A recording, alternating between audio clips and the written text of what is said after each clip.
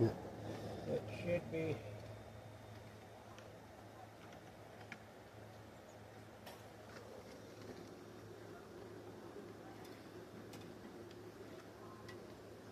Wiring sucks.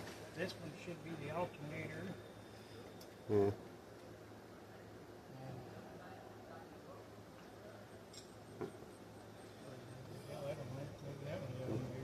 Alright guys, we got to bleeding the brakes on this a minute ago. The brake line that was here was clogged, so we just made a new one.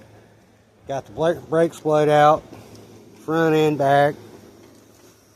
So it should try to stop. Got the steering column back in it. Actually got the electrical hooked up to the steering column.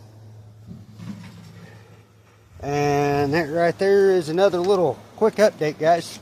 We're going to put some headers on it and probably play with some wiring and try to get this thing started here in a little.